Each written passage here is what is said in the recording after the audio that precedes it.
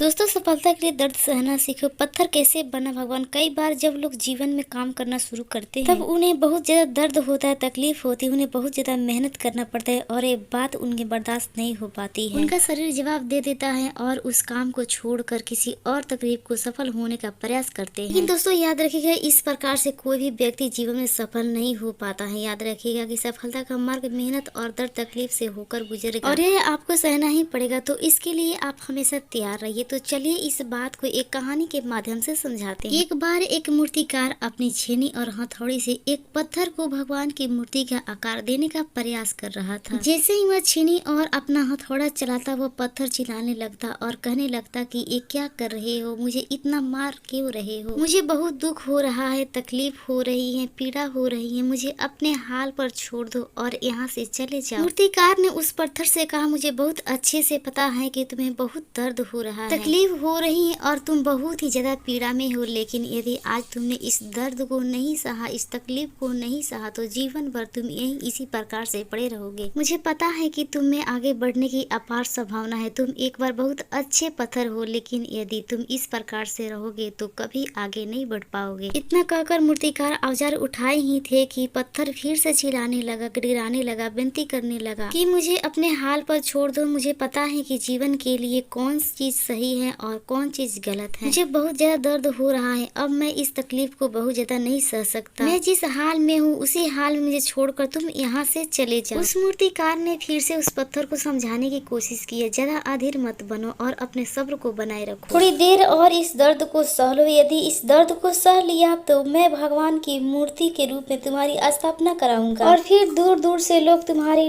पूजा करने आएंगे और पंडित और लोग तुम्हारी सेवा करेंगे। लेकिन पत्थर ने उस मूर्तिकार की एक भी बात नहीं मानी और वह चिल्लाता रहा और अपने बात पर अड़ा रहा। मूर्तिकार ने उस पत्थर को समझाने की बहुत कोशिश की, लेकिन वो पत्थर नहीं माना। अब मूर्तिकार भी थक चुका था और वह उस पत्थर को छोड़कर आगे बढ़ गया और थोड़ी दूर जाकर देखा कि एक और बहुत ही अच्छा पत्थर पड़ा हुआ है। उसने छेनी और हथौड़ी उठाई और उस पत्थर को मूर्ति बनाने के लिए वो तैयार हो गया। मूर्तिकार ने छेनी और हथौड़ी का वार दूसरे पत्थर पर जारी रखा। दूसरे पत्थर को भी दर्द हुआ, तकलीफ उसे भी हुई, लेकिन उस पत्थर ने बर्दाश्त कर लिया और देखते ही देखते थोड़ी समय के बाद उस मूर्ति ने भगवान के रूप में धारण कर लिया। थोड़े दिन बाद उस मूर्ति की एक मंदिर में स्थापना हो गई। धीरे धीरे करके लोग वहाँ पूजा पाठ करने लगे। लोगों की मन्नतें वहाँ से पूरी होने लगी और वह मंदिर बहुत ही ज्यादा प्रसिद्ध हो गया। अब धीरे धीरे करके दूर दूर के गाँव से लोग वहाँ पूजा पाठ करने आने लगे। फिर एक दिन और उस पत्थर को उसी मंदिर में लाया गया और उसे एक कोने में रख दिया गया। अब लोग आते और उस पर नारियल फोड़ते। ये कोई और पत्थर नहीं बल्कि वही पत्थर था जिसे दर्द नहीं सहन हो पाया। अब वो पत्थर मन ही मन बहुत ज्यादा पछता रहा था, दुखी हो रहा और अपने आप को कह रहा था कि काश मैं उस दिन उस दर्द को, तकलीफ को सह लिया होता। तो आज लोग मेरी भी पूजा करते। इसलिए आप भी अपने जीवन में हमेशा याद रखिएगा कि जब भी आप अपने करियर की शुरुआत में किसी काम को कर रहे हो, पढ़ाई कर रहे हो या कोई और भी काम कर रहे हो और उसमें आपको दर्द हो रहा हो, तकलीफ हो रही हो, ज्यादा मेहनत करना पड़ रहा है, तो आप रुकिएगा मत, किसी और रास्ते की शुरुआत मत कीजिएगा, क्योंकि कोई भी और रास्ता आपको सफलता नहीं दे सकता। आपको उस दर्द को, उस तकलीफ को सहना ही होगा और उस दर्द को, उस तकलीफ को सहन कर आप ज्यादा मजबूत बनोगे और तभी आप अपने जीवन में आगे बढ़ोगे। और जीवन में हमेशा याद रखिएगा कि आपको पहले पत्थर की तरह नहीं बल्कि दूसरे पत्थर की तरह बनना है। दोस्तों, यदि ये कहानी आपको पसंद आई हो और इससे आपको कुछ सीख मिली हो तो अपने दोस्तों और अन्य लोगों में शेयर करें। वीडियो पसंद है तो वीडियो को लाइक, चैनल को सब्सक्राइब करके बेल आइकन को प्रेस कर ले। दोस्तों, और भी स्टोरी वीडियो देखना चाहते हैं, डिस्क्रिप्शन में लिंक है, ऊपर आई बटन में एंड स्क्रीन में आ जाकर चेकआउट कीजिए, पूरी वीडियो देखिए। Okay, thank you.